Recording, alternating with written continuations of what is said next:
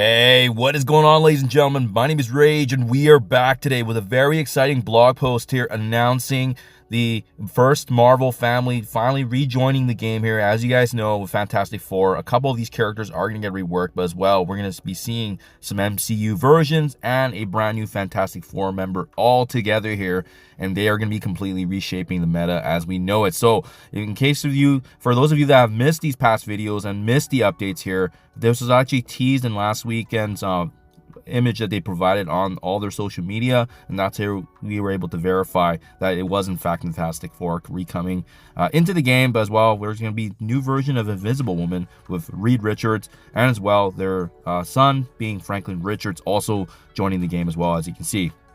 So they're assembling a new version, and their meta is going to be Arena, right? So remember, with Arena game mode, this is one of the most important ones in the game because this is how we generate power cores every single day, and there's going to be some massive reworks also coming to both the Thing and the Human Torch, so you can actually use this entire family all together. Now, this is a really cool mechanic that they've added. The new characters on Fantastic Four MCU bolster each other with passive abilities that fire off when a Fantastic Four MCU ally also uses either a special or an ultimate ability. So when they use the bracket MCU here, I'm going to assume that the old Invisible Woman and as well as the old Mr. Fantastic, they're likely not going to be benefiting from these additional effects that we're going to be seeing here. So Mr. Fantastic, he barriers himself every time as well, in addition to all allies. Invisible Woman is going to be attacking the most injured for piercing before gaining stealth. And then Franklin Richards as well, he's going to be filling up the speed bar for himself and the rest of the team.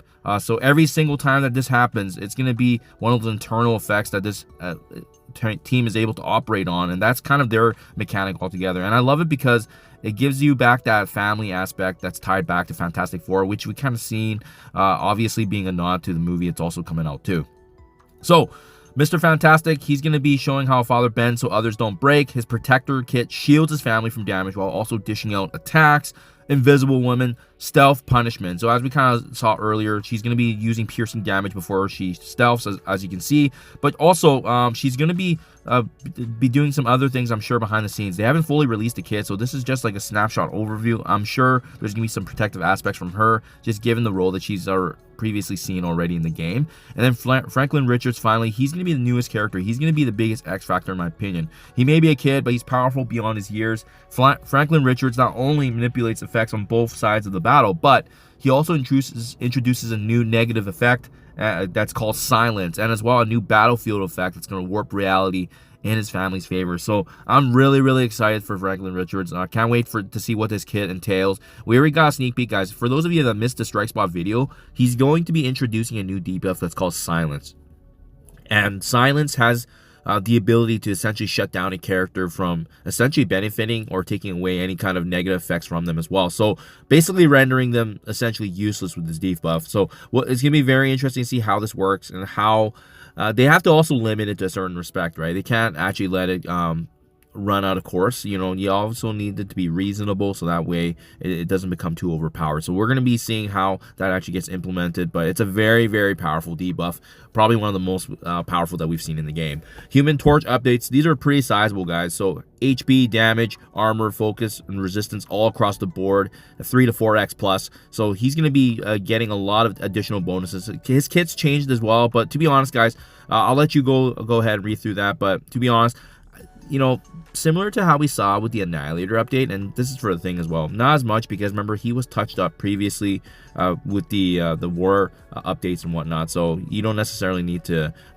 see why his numbers are so much lower. Is because of the fact that he already got previously reworked. But what I wanted to bring up for your guys' attention anyways was, if you think about what happened with the Annihilator's Arena team, right? And we were pretty pumped with the Silver Surfer and Ultimus reworks. But remember, as soon as you leveled up the rest of the big Annihilator characters, being Gladiator, Thanos Endgame, as well as Gore, I mean, it really became quite easy to sub out Silver Surfer and Ultimus because there was just better characters. You know, you have Odin now, you have Mephisto, you have Xavier now that previously was not released when Annihilators came into the fold. So, and we also have Quasar. So there's going to be a lot of options. I suspect, anyways, for my personal resource management standpoint and what I'm going to invest in, I suspect that the best three are in fact going to be the newest three characters, right? Obviously Reed Richards, as well as Invisible Woman and Franklin Richards, all being the big new 3. If you guys are short on resources and you want to save, I definitely do think Human Torch and the Thing, although they are getting worked up, although they're going to have some value being part of this family unit, they're going to be easily replaced in the arena meta, just given how much more powerful characters there are already currently that exist.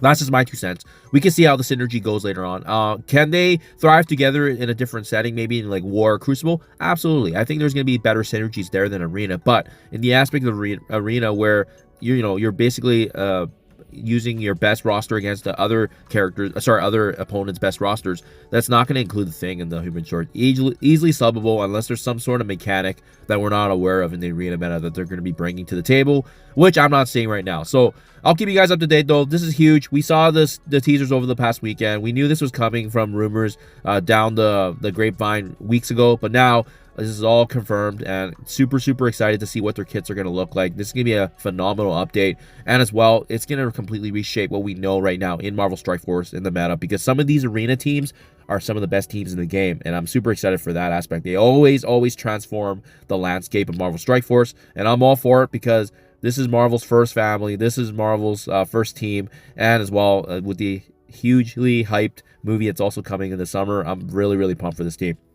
Let me know in the comments, guys, what you think. Are you a fan? Are you not a fan? Are you pumped for this team? Are you not pumped? Why or why not? I want to hear back, guys. But do appreciate you guys listening to the video. Thank you for your time as always, and I'll catch you guys in the next one.